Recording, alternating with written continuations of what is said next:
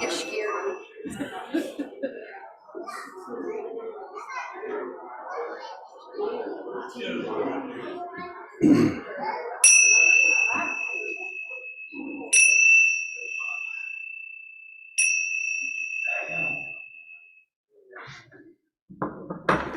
Good morning. Welcome to the Unitarian Church of Edmonton. You're not on. I'm doing my best. How's that? Thank you. Okay. Welcome to the Unitarian Church of Edmonton. My name is Jeff Bisanz. My pronouns are he, his, and him, among others. And I will be your service leader this morning. I'll be joined by our minister, Reverend Rosemary Morrison. We hope that you online, you in the sanctuary, you who are visiting, and you who are watching at some future date on YouTube, we hope that you all feel welcome this morning. The Unitarian Church of Edmonton is a liberal, religious, multi-generational community. We celebrate a rich mosaic of free-thinking, spiritually questing individuals joined in common support and action. Whatever your heritage, whatever your faith, whomever you love, however you identify, you are welcome here. We gather with gratitude this morning on Treaty 6 land. A treaty is an inheritance, a responsibility, and a relationship. May we be good neighbors to one another, good stewards to our planet, and good ancestors to all our children. We are grateful as well to all the volunteers who make this service possible. The list includes the greeters and ushers here in the sanctuary, all the people who work to deliver the service online, and those who created the service with words, with images, and with music. And as we begin this special time together, I invite you to quiet your devices so that we can all enjoy the service together. To make sure this service is off to an exciting start, we begin with some announcements. So Susan will start. Susan?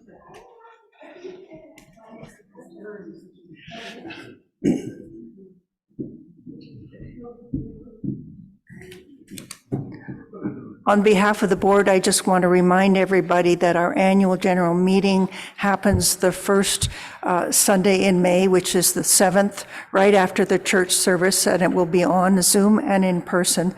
So please come. I mean, this is our chance to find out what's going on and to support our board.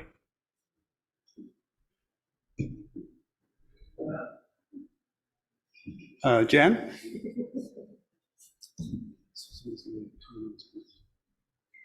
Well, happy Easter, everyone.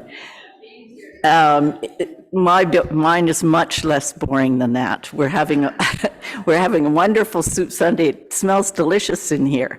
I have many pots of soups. Thank you to all of those who brought things. It's great.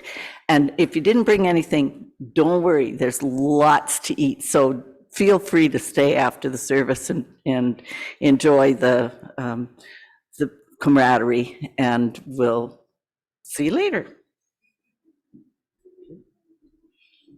Next, would you like to come up?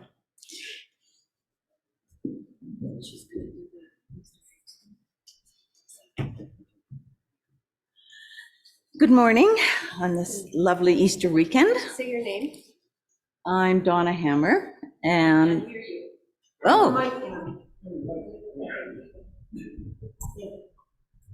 okay. Oh yeah. Good morning again.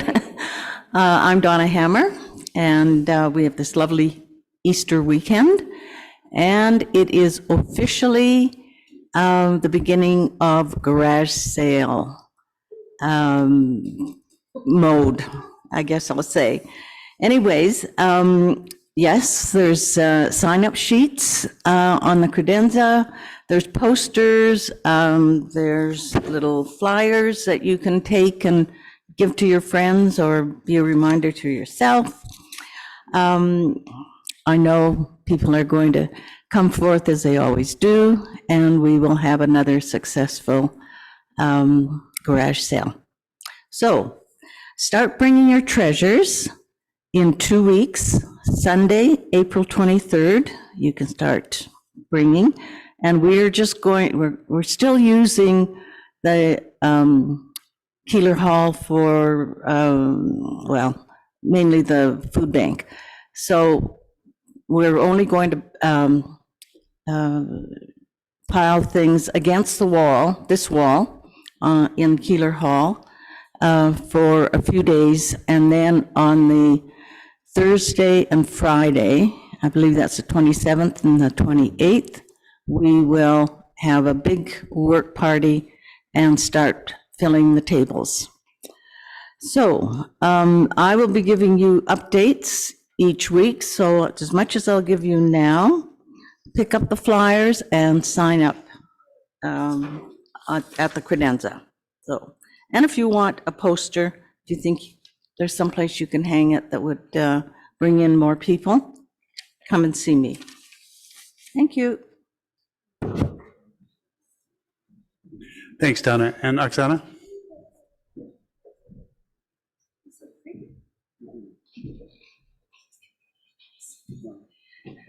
Good morning and happy Easter. You might hear some hopping around. We've got lots of children here today in different places. We have a little table in the back with books and stories and activities, and we also have a room a little bit down the hallway where children can also play. After church, after lunch, we have an opportunity, a workshop to do pisanke, or Ukrainian Easter eggs. And in theme with our theme of resistance this month, we are using a wax resist process. So it's a bit of a complicated process that I'm happy to walk people through so you can go home with a beautiful Easter egg today. And if you're a little bit nervous about doing something detail-orientated, we have something even more detail-orientated. It's a complex puzzle that we'll have out in the lobby for those who would like to try. So thank you very much.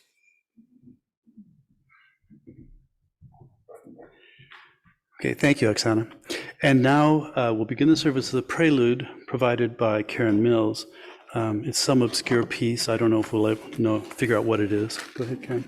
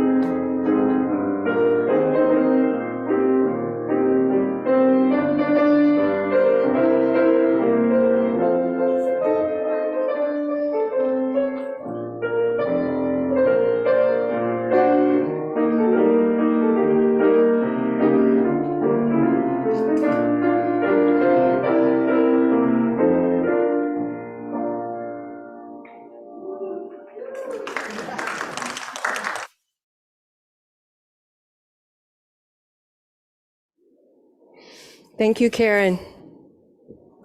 Lots going on today. So, yeah, what a wonderful, good morning. So many wonderful looking people out here. I lost all my words. So glad to see you all. My name is the Reverend Rosemary Morrison, and it is my pleasure and honor to serve this congregation. I have some opening words this morning by Reverend Gretchen Haley. Liberation just below the surface. Someone has to be the one to go first. When the seas are stubborn and the ground and the sky are giving us only gray and gloom, someone has to see the spring that's just below the surface, the crocus about to launch, the green and the brown grass, the path that's just about to be made clear. The freedom that's calling After the leap, the leaving behind, the letting go of everything you ever knew and everything it meant to live. It takes a reckless sort of dreaming, a courage you'd usually shrug off like it belonged to old tales of escape from Egypt, or emperors like it belonged to someone more powerful, more official, someone less filled up with grocery lists and bills to pay, marriages to manage, and all these justice reports to read. We come here this morning to link arms, to claim a call that is collective, believing we can go together and hold each other into the deep. This journey for justice and liberation, trusting we can sing not just at the end, but the whole way through. Feeling in our bodies this promise of something more beautiful being born. We come here this morning to remind each other we were always this brave, that we've had all we need to walk this way the whole time, that we're the ones that we're waiting for. To say to each other, let's begin now. Come, let us worship together. Now I'd like to call on our service leader, Jeff Bisanz, and our chalice lighters, Maureen and Allison Day.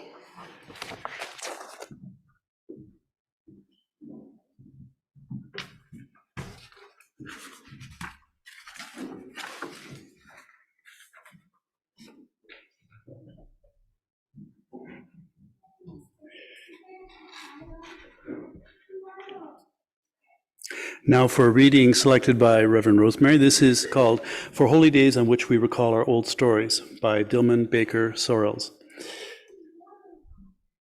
Very good. For holy days on which we recall our old stories, we light the flame. For Passover, which reminds us of the courage and strength of those seeking freedom in the past, we light the flame.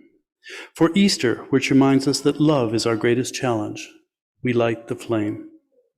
For gathering today in this sacred space, we light the flame. For the opportunity to be together as a community, to remember the past, to plan for our future, to be alive in our present, we light the flame. So thank you, Maureen and Allison. Our first hymn this morning is number 61 in the gray hymnal, called Gathered Here. The words will appear on the screen behind me, but it's up to us, of course, to make the musical. Feel free to rise as you're willing and able to sing hymn number 61. For those online, feel free to belt it out as loud as you like. If your neighbors complain about the volume, the official policy here is for them to send the reports to Reverend Rosemary.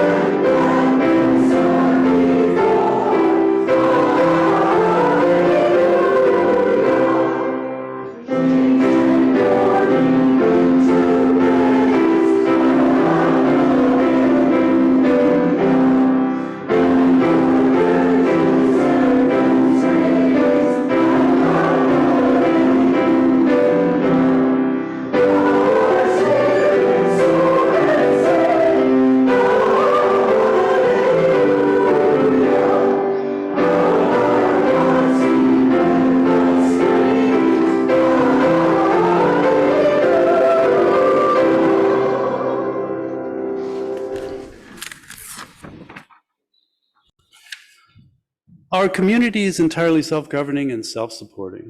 One of the responsibilities of our free church tradition is to provide all the financial support for the good work of our church. In addition to supporting our church community, we also make a monthly contribution beyond our walls. 1/2 of the unidentified cash that is received is given to an outside organization. Some of these are local, some national, some international. For the month of April, we are sharing our abundance with the Child Haven International. As many of you know, this is a charity founded and sustained through the leadership of Bonnie and Fred Cappuccino. Child Haven assists children and women in developing countries who need food, education, health care, shelter and clothing, and emotional and moral support. Now, it just so happened this week I received a newsletter from Child Haven, and inside is an article written by Fred Cappuccino, sort of about Bonnie. The story runs like this. A man with 5 sons came to Bonnie and said, "Would you take my sons into your school? We're very poor, subsistence living, but I realize my sons need an education to get ahead, to succeed. So would you take them into my school?" And Bonnie said, "Well, that's an interesting idea." And they talked for a while. And then Bonnie said, "Well, you know, I'm interested in taking your sons into the school, but you also have a daughter. What about the daughter?" And the man said, "Well, she's a daughter. She doesn't really need education." Apparently, that's not the thing you say to Bonnie. So according to Fred, Bonnie talked with the man for a while, and at the end she said, "Look, I'll take your 5 sons, but I have to take your daughter too into the school." And the man gave in to that at that point. And the article ends with Fred writing about the situation, saying the daughter, who's just graduated grade 10, and her father is intensely proud of her. So that's Child Haven International. If you want to learn more or make direct donations, look for the website of Child Haven International. For those of you in the sanctuary, if you wish to receive a tax receipt for your gift, you can use the envelopes found in the inside cover of the hymn book or on the table at the back of the sanctuary. Many of our members and friends give monthly or annually through automatic withdrawal from their accounts. For those of you online, you can visit the Change for Children website and donate there. Okay, if the ushers can begin, thank you.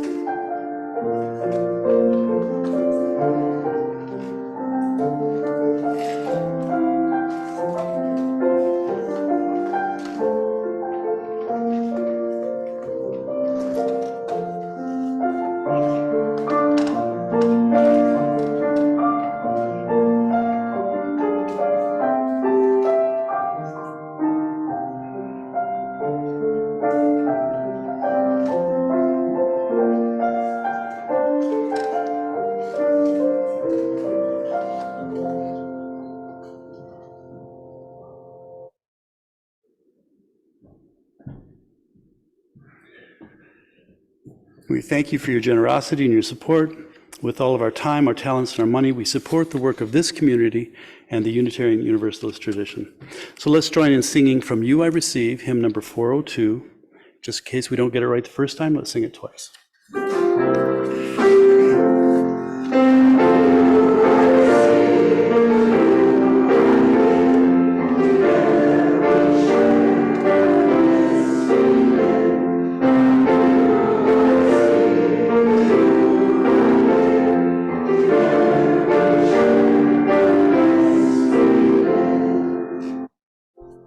Thank you, Karen. I've been thinking about hope this week. It's a seasonal thing, isn't it? This is a time of year when, at least in the Northern Hemisphere, people's thoughts turn to ideas like new life, regeneration, and rebirth. Here in Edmonton, some people start thinking about gardening. Indeed, gardening is right around the corner. Or, if you're really ambitious and hopeful, it's already underway in small pots and under grow lights. Stories about hope seem to pop out of the woodwork at this time of year. This week, I heard an interview with the maker of a documentary about Alexei Navalny, the Russian dissident political leader who somehow, through assassination attempts and imprisonment, he somehow maintains hope for a better future for his country. Some of you may remember Portia Clark, a beloved broadcaster in Edmonton, who moved back to her native Nova Scotia. On Good Friday, she did a whole program on regeneration. New life, rebirth, regeneration. They're all about hope for the future. What a good time of year to celebrate Passover and the exodus of the Israelites from Egypt to a place where they could hope for new and better lives.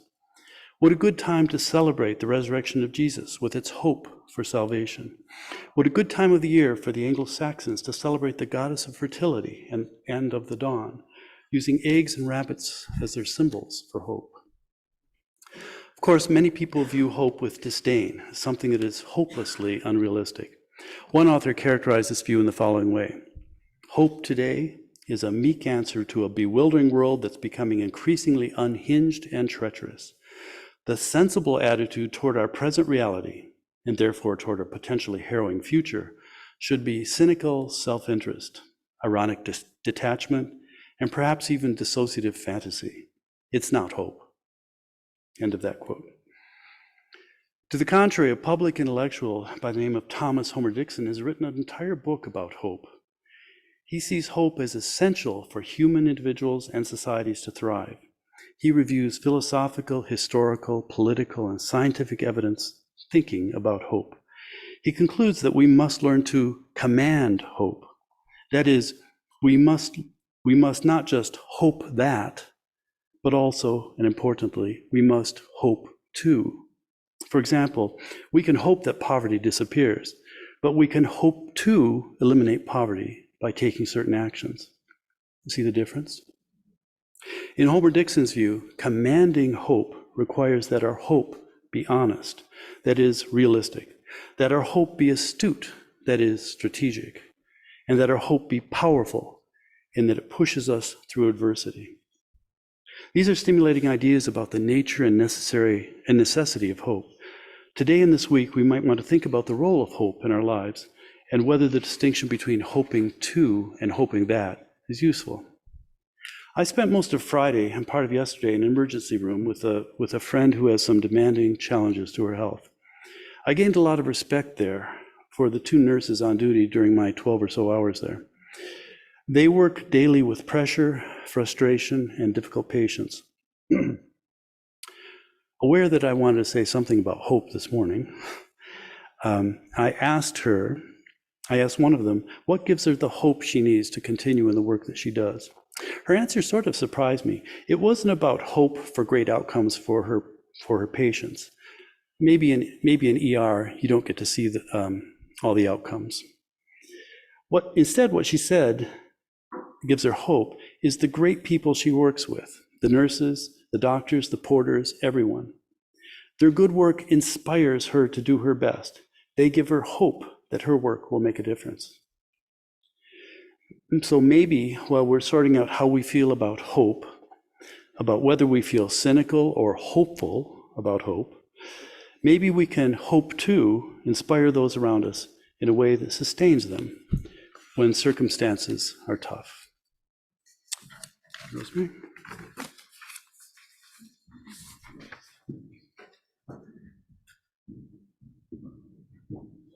Thank you, Jeff, for your reflection. I'm going to invite you into a time of meditation. And so if you want to take a couple of deep breaths with me and plant your feet on the floor, if you like, by As always, this is a meditation time by invitation, not demand.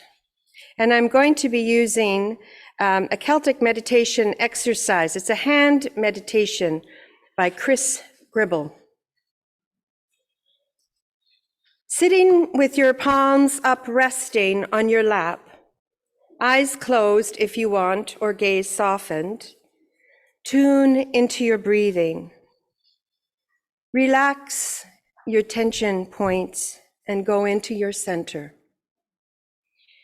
Become aware of the air at your fingertips, between your fingers, on the palm of your hand. Experience the fullness, strength, and maturity of your hands. Think of your hands, thinking of the most unforgettable hands you have known. The hands of your parent or grandparent. Bring to mind the oldest hands that have rested in your hands. And then think of the hands of a newborn child, of the incredible perfection, delicacy of the hands of a child. Once upon a time, your hands were that size too.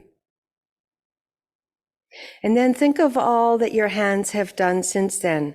Almost all that you have learned is through your hands.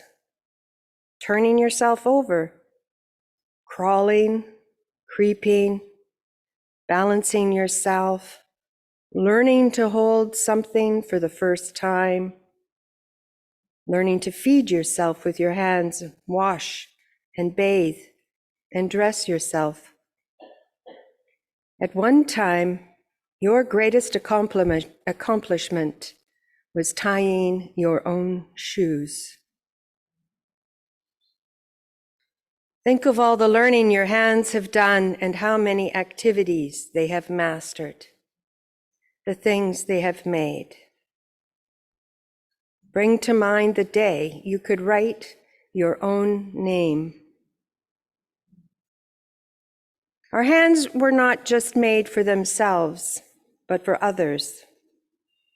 How often were they given to help another?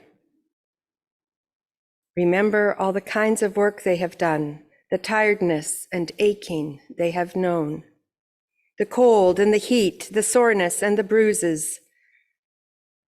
Remember the tears they have wiped away, our own or another's, the blood they have spilled, the healing they have experienced.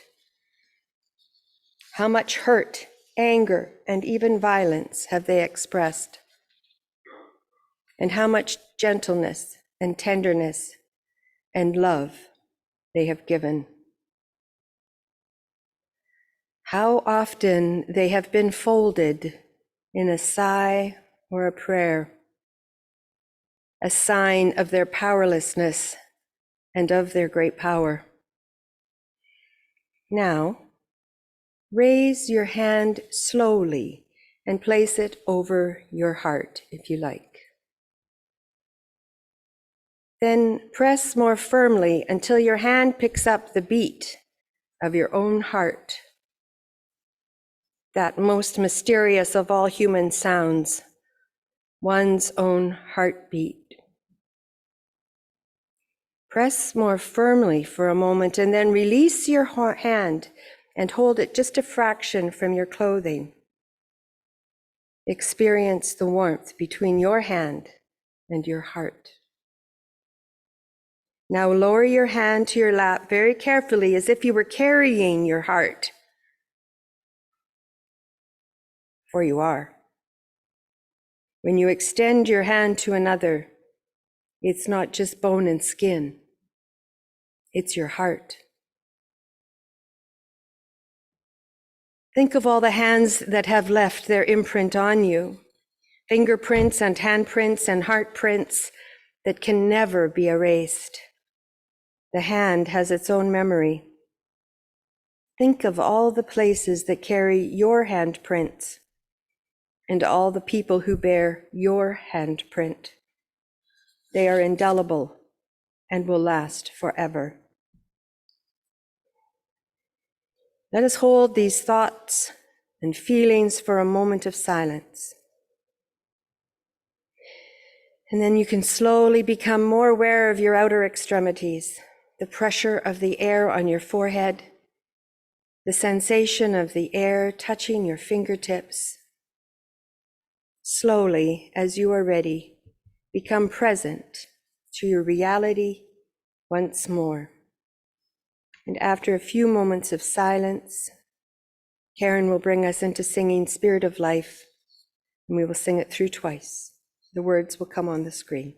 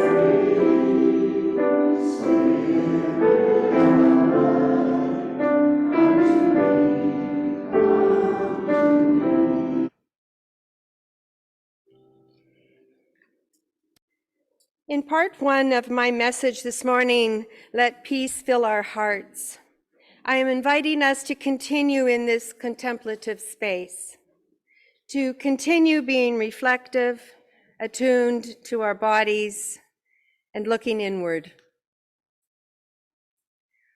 What is in the Easter story of crucifixion and resurrection that we can relate to or learn from?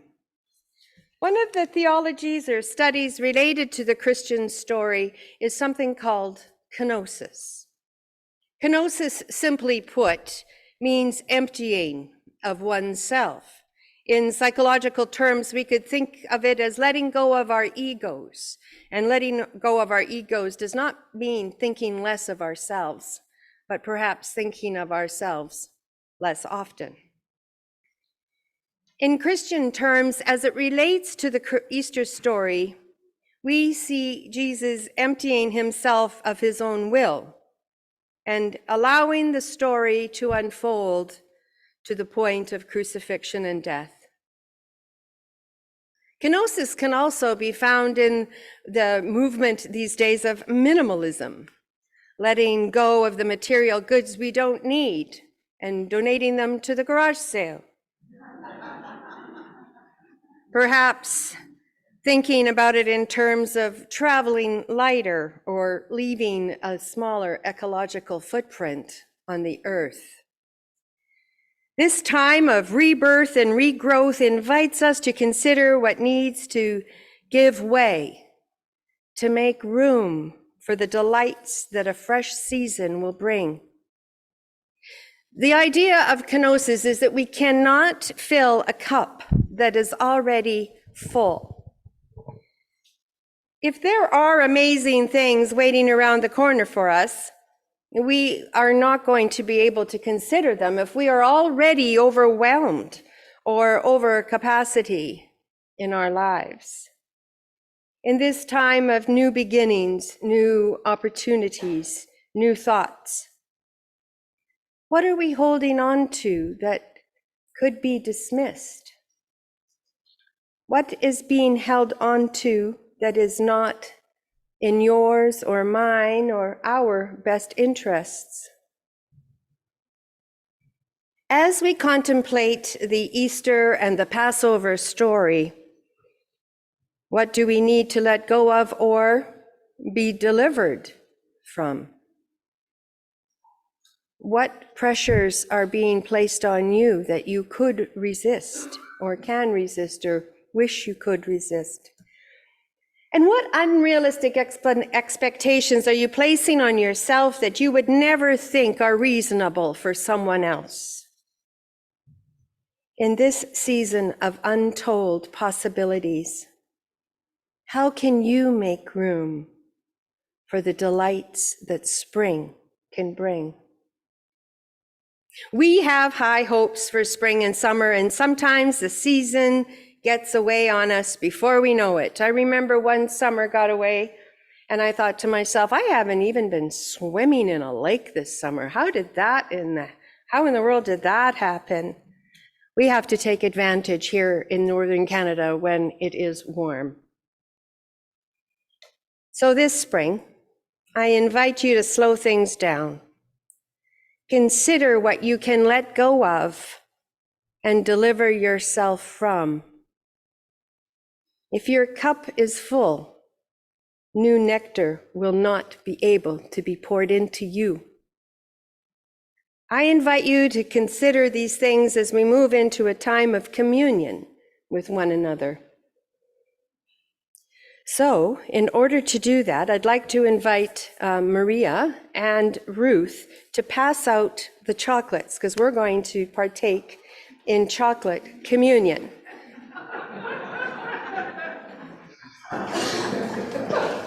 This is serious business, folks. It's Easter morning and we're going to have chocolate. But the thing is that you may not eat them when you get them. It's communion. We will do it together. Okay? Please hold on to your chocolates and do not eat them. Okay. I was just going to put them out, but I knew that if I did that, there wouldn't be any left for the end. And of course, there'll be lots left over, and they'll be part of any that are left over will be going to the next door. So you can have some after as well. This communion is adapted from what's called a meditation on a raisin by John Kabat-Zinn. And so as soon as we all have a chocolate, I'll ask Mark to bring the lights down just a little bit.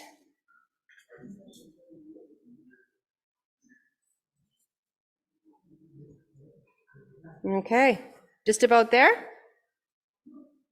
Almost. And no one's eating it yet, right? No eating. And I'm sorry if you don't like chocolate. That's all we got. Okay. You may slowly, as we're getting the last ones out, you may slowly unwrap your chocolate.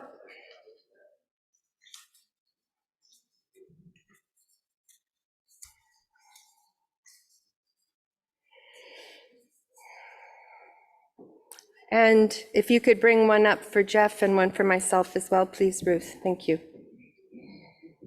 We are partaking, thank you.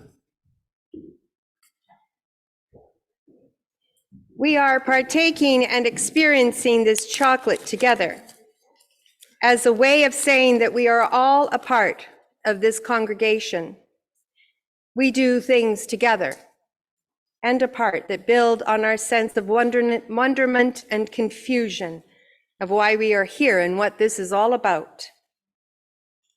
We do not partake of this communion to say that we believe in the same things at the same time, but that we hold values and principles that lead us into a deeper understanding of ourselves and the world around us. No eating the chocolates yet. I'm seeing people chewing. Sorry. In considering this piece of chocolate, I would like you to consider where it came from. The growers, the hands that picked the cocoa beans, the buyers and sellers on the journey from earth where it came from, and now it is here in your precious hand. Hold the chocolate to your nose and smell its aroma. Get a sense of it. Does the smell arouse your senses? Does your mouth water or your stomach react? Now take a wee bite of the chocolate and place it on your tongue and just hold it there. Examine the chocolate with your mouth, without chewing. How are you reacting? How does the chocolate feel? And now begin to savor the taste of that chocolate. When you bite, notice the texture. Note the flavors as they release. Pause and experience the flavor and texture of your mouth.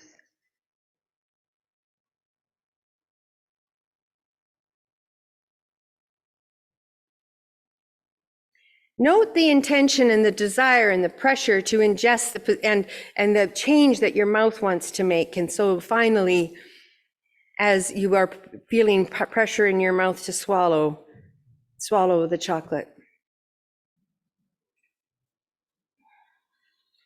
And then place the rest of the chocolate on your tongue and think about how the flavor fills your mouth. Notice how it melts. Can you think of anything in your life you can allow to melt away as you allow the chocolate to transform with the warmth of your being? As we end this time of communion together, let us consider how the practice of experiencing nourishment together creates in us a sense of community.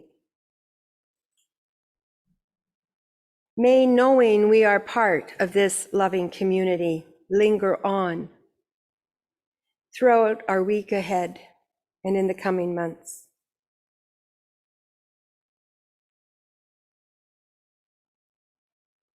Let's take a moment to finish eating your chocolate and enjoy it, knowing there's more later.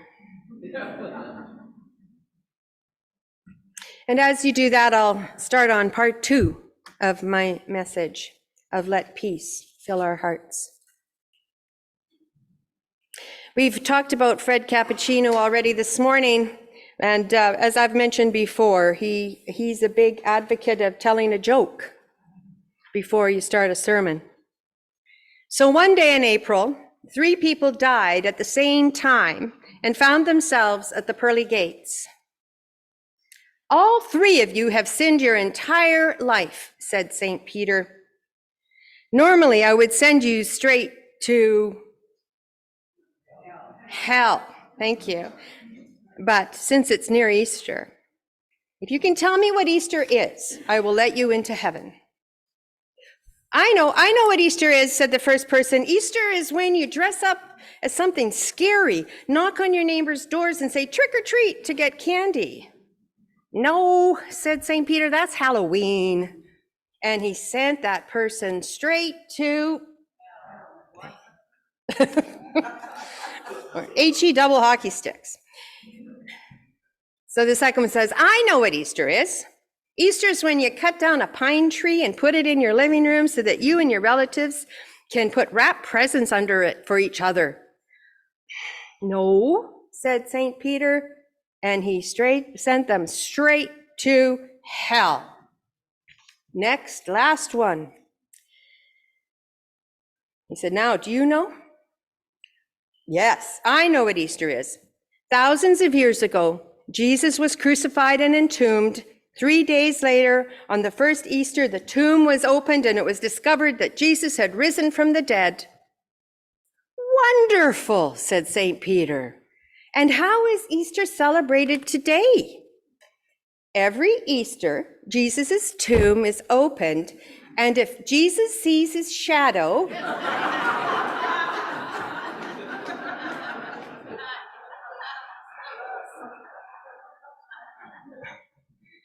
that means there'll be 6 more weeks of winter.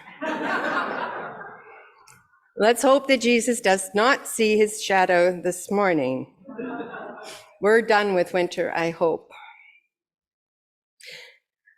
So here we are on Easter morning, also Passover, also we're in the middle of Ramadan, and also we just had that amazing pink full moon the other day. You may see the pink full moon. It was just so beautiful. In that we are reminded of the ebb and flow of life and how life begins like a tide coming in, and then it goes back out as we exhale our last breaths. Such a short time in between to notice the full moon and then the waning gibbous as we hope for the new Kelly green on the trees. And we notice the return of the migratory birds. This time of year is so precious, so full of promise of life. There is a quote that comes to mind by Ralph Waldo Emerson. He says, "The earth laughs in colors, and I am so grateful that it does." I really love the spring and the fall. Spring is a time of exponential growth, of life competing for nutrients in the soil and for the rays of sun to create food for the roots. In this season full of color, the renewal of life has created the opportunity for many stories to help us make sense of it all. I'm sure our ancestors were exuberant as the days got warmer in the Northern Hemisphere and things started to grow again, marking the end of the long, cold winter. Humans are meaning-making and as such have tried to understand the rhythms of the earth and, of course, developing rituals to encourage the earth to wake up again and to provide us with what we need to survive here. The Passover story, one of struggle, bondage, and deliverance, of being saved by Moses, someone who was once an oppressor. He heard the cries of his people, as the story goes, and with the power of the gods with him, became their deliverer. But the people whined and cried as the wilderness became a different kind of bondage.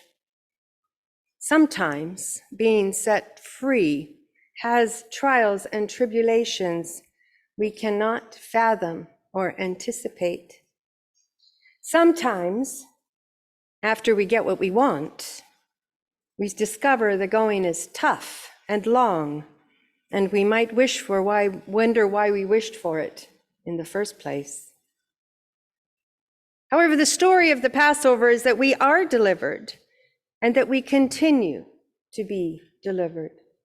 John Dominic Crossan draws many parallels between the story of the deliverance of the Israelites from Egypt and the story of the birth and death of Jesus. One aspect is that they were both saved by a royal decree from death, and for all infant boys in fear of a rival, 2 kings at the time, Pharaoh and Herod. Both of these stories of the events we celebrate at this time of year has its roots in a culture of oppression. The Egyptians were enslaved. The Israelites were occupied by the Roman Empire and were under their cruel rule. Crucifixion was the death penalty for the enemies of the empire, And Jesus fought against that empire. His was a ministry of resistance. Crossan also points out that there are similarities between the resurrection of Christ, thus creating in him a deity, and the resurrection of the Caesars of the time, deifying them. We as humans yearn for the greater story. We long to understand the bigger purpose of life, and we want to ask and grapple with the difficult, deep questions and paradoxes of our life. So it is no wonder that at a time of renewal and birth, we have stories that tell us of resistance and deliverance. There are many such stories in our rich, story-filled history of humanity. Many of these stories come out of times of great suffering and have deep meaning for us all still today. These stories of resistance and deliverance give us hope that we too can be delivered from our suffering. The metaphor of suffering and sacrifice is powerful and is played out in the story of Easter. The powerful imagery of letting go and of being forgiven allows us to start anew, to take on the idea that we are worthy of love and belonging. Easter is not just a time to look forward, but also a time to look back, a time to stop and take stock of our lives. The resurrection story, the story of deliverance of the Israelites, the experience of rebirth. These stories are interconnected, and down through the ages they have been told over and over and over again. As Brené Brown says, we are hardwired for struggle, and we are worthy of love and belonging. We are all worthy of love and belonging. May we find the courage to love one another, to forgive one another when we make mistakes, and to remember that we are in communion with one another.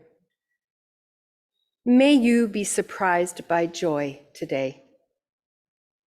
May you have hope always, delivered and resurrected. May it be so. Amen. I got the title for this service from a song that I kind of bumped into that I hadn't heard of for many years. And it's Let Peace Fill Our Hearts. And we're going to sing that now. The words will come up behind me. The choir sang it through a couple of times last Thursday, so listen to one of them. They should be able to carry us through. Maybe, Karen, would you mind playing it through once first, please? Thank you. And then I am going to eat my chocolate.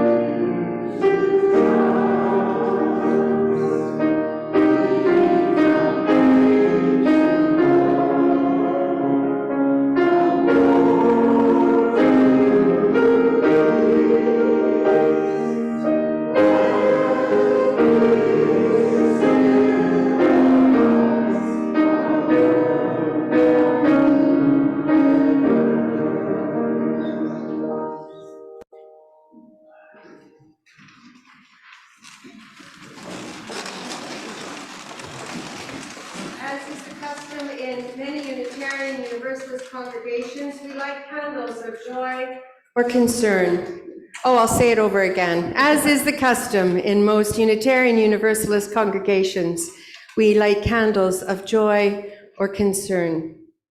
And we do that to lessen our burdens, to increase our joy, to mark a time in our lives sometimes. And just the act of lighting a candle can bring comfort, if comfort is needed. I invite you now to come and take a taper and light a candle. So come around this way. There's 2 tables, so make sure we're moving through with both of the tables. Two places to light candles. So I invite you now to come and take a taper and light a candle if you would like.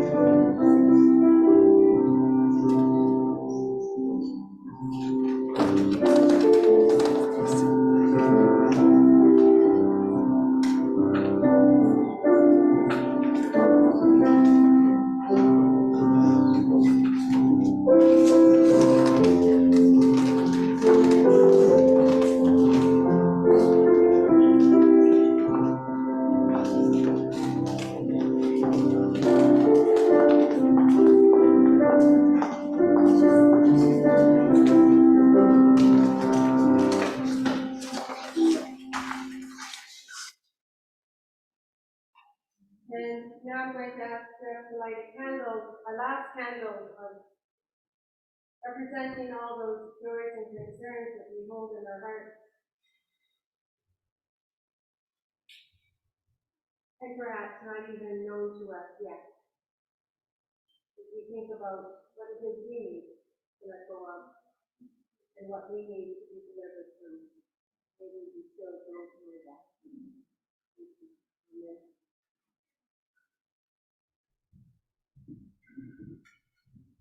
Oh, we're going to sing. Let's sing. Hymn number 1064, We Boat Home, our closing hymn. Please rise in body or in spirit as you wish.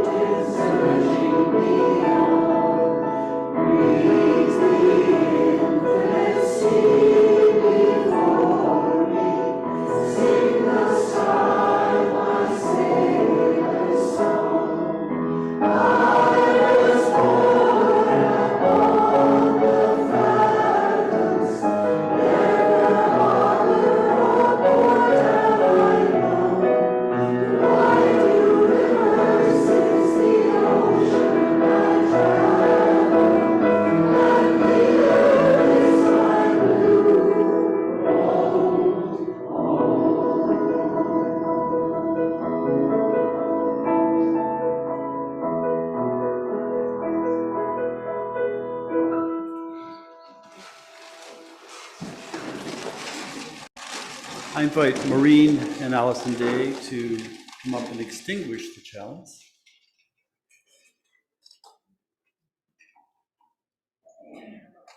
As the chalice is being extinguished, consider these words by Wendell selected by Reverend Rosemary. It may be that when we no longer know what to do, we have come to our real work. And that when we no longer know which way to go, we have come to our real journey. The mind that is not baffled is not employed. The impeded stream is the one that sings.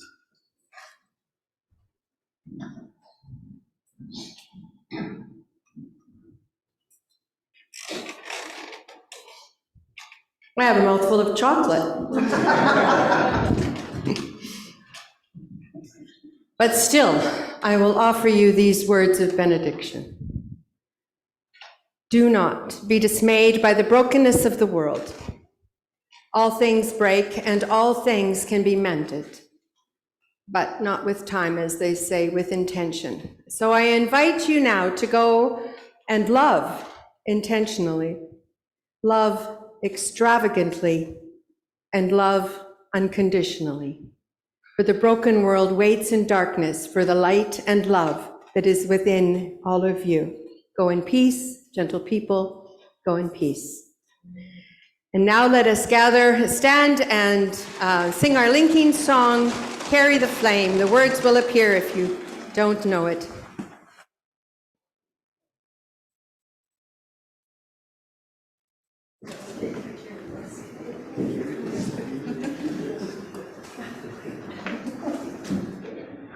I'm coming to you. Okay.